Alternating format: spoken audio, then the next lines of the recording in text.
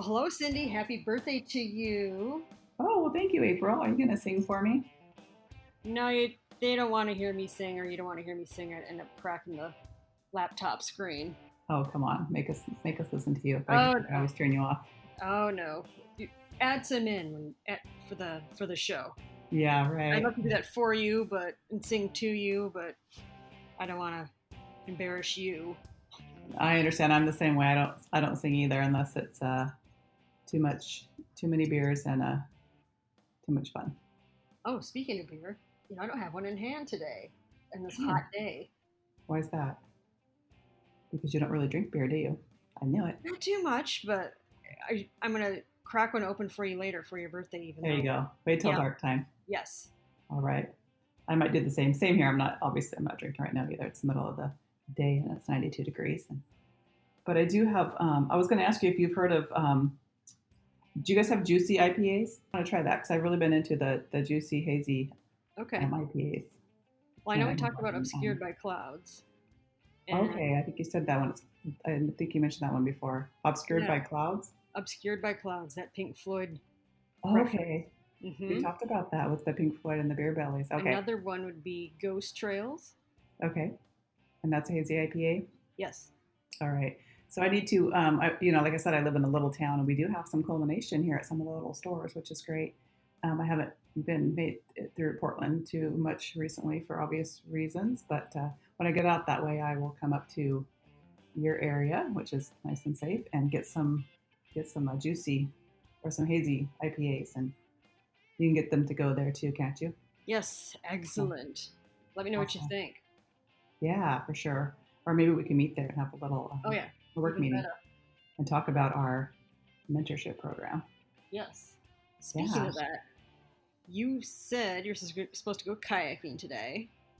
right. So I was going to go kayaking today, and the kayak place here in town that we kayak at is actually closed because they had a positive case of COVID. I think everything person's totally fine and everything, but they shut it down for a little bit to be safe. So instead, me and a girlfriend went kayak shopping and had lunch, and I didn't find one yet, but we had a good time. And my friends had a little swimming pool party for for me last night, and so it was great. So it's been a great birthday. And every year, on what I do on my birthday is I make it the beginning of my year instead of January 1st. July 21st is my beginning of my year. So I sit down and write my goals out and my resolutions and um, those kinds of things that most people would do on the 1st of January. So it's kind of I make it kind of a day, a special day of going inward and reinventing or creating my next year. So that's what Well, I'm that's doing really today. okay. No, And a it's great really day. cool to be Yeah. different. Yeah, like New Year for you. Yeah. So what have you been up to? Well, speaking of swimming and kayaking, I was out on the river on Sunday, and I'm on a stand-up paddleboard. We intended to kayak, but instead got the sup boards, and I started thinking about how much I like the water, and how that all started out. And my mom told me one of my first classes was actually as a toddler and getting swimming classes. And she said it was at the YWCA. They just basically put us in the pool and let us paddle away. And I started thinking about who else has been, where else I've had mentors in my life and coaches and teachers that really stick out for me and made a big difference. So how about you? Who can you recall as your first influence? Yeah. So it sounds like you were saying. So you were just a little baby in diapers, and they threw you in the pool, Yeah, basically. diaper and all. Yeah.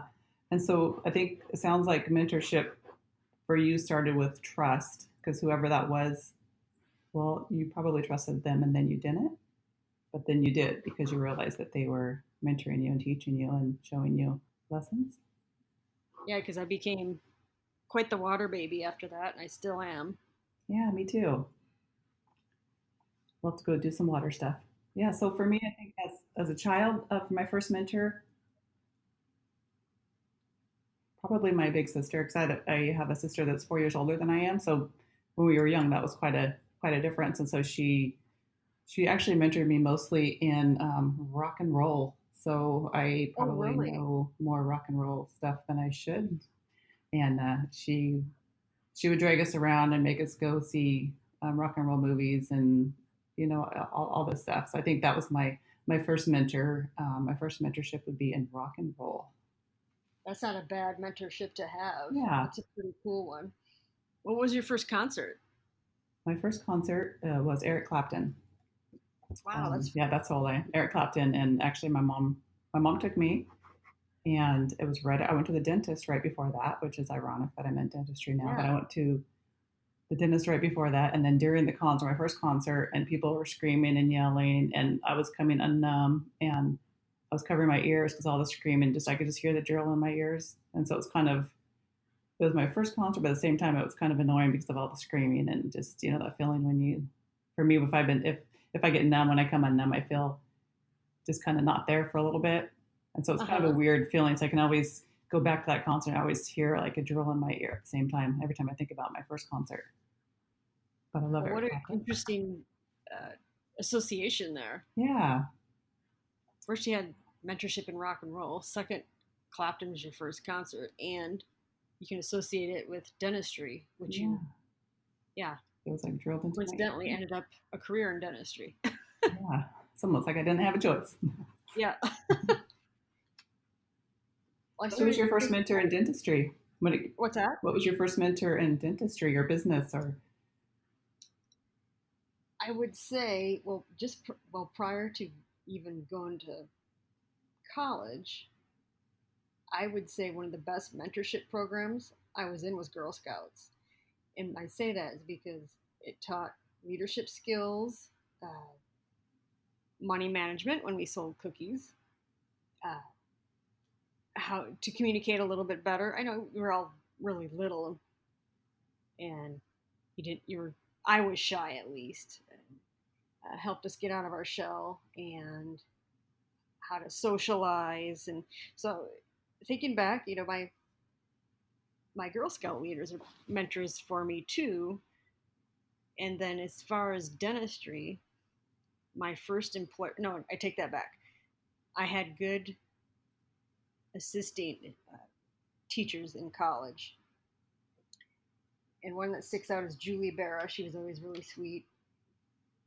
And she always she never made us feel bad if we did something wrong. So she was a really good mentor as far as dental assisting. And then my first employer, Dr. Lambert, he took me under his wing. I remember when he had an ad out, he wanted an experienced assistant. So I was like, well, that rules me out.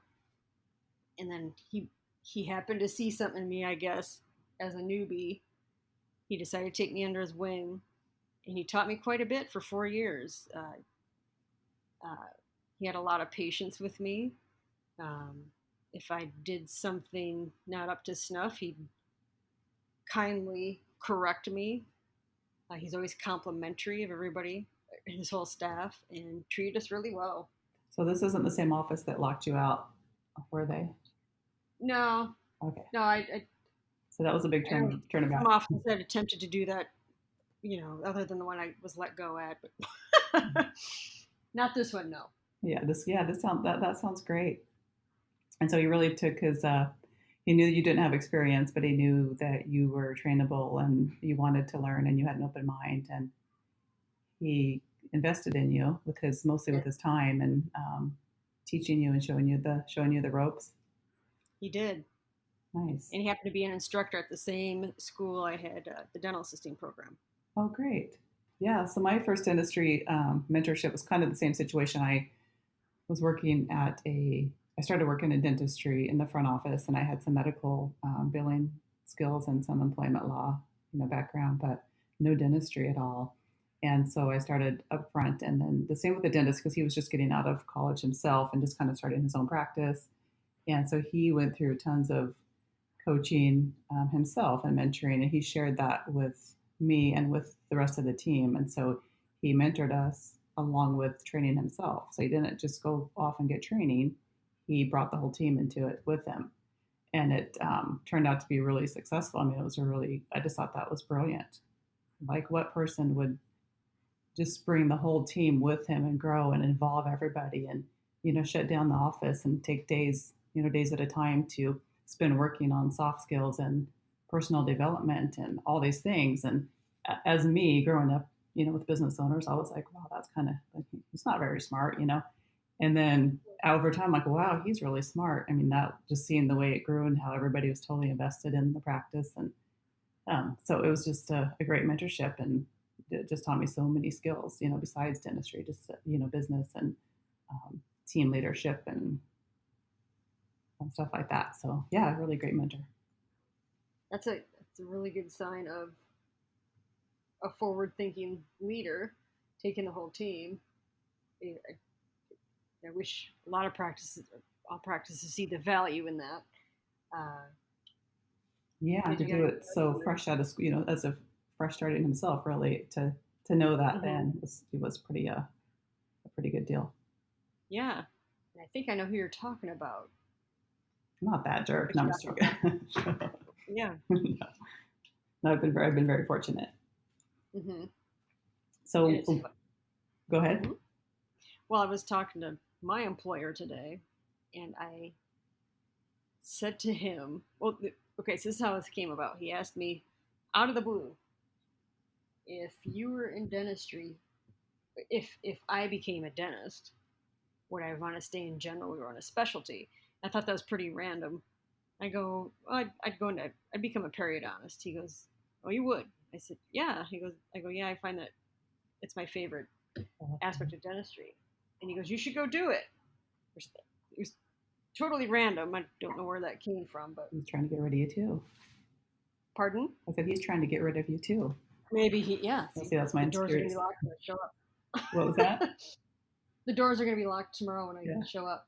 that's okay. The universe gives you a kick in the butt sometimes, Yeah, sends you in the right direction. So I said to him, if I said to him, what I see is me mentoring and coaching for students that just graduated to their first job because they don't know what to expect. He goes, absolutely.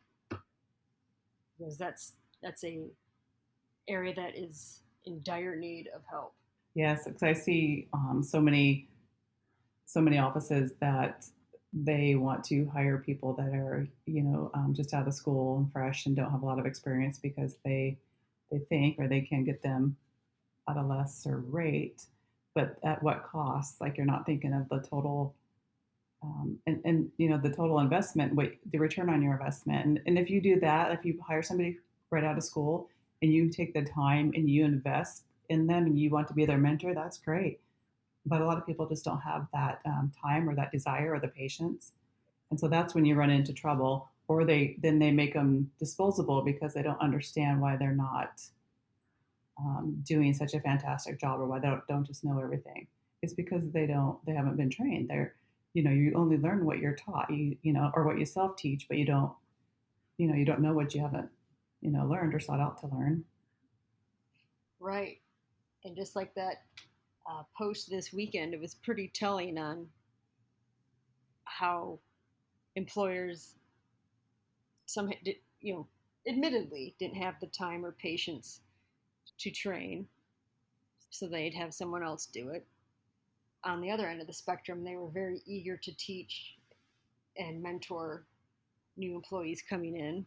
They saw the value in that. Yeah, because a lot of them say they want to hire somebody with personality without training, which, like, that's where I came from. So I get Mm-hmm. that, and that's totally fine. But are you going to train them? Are you going to?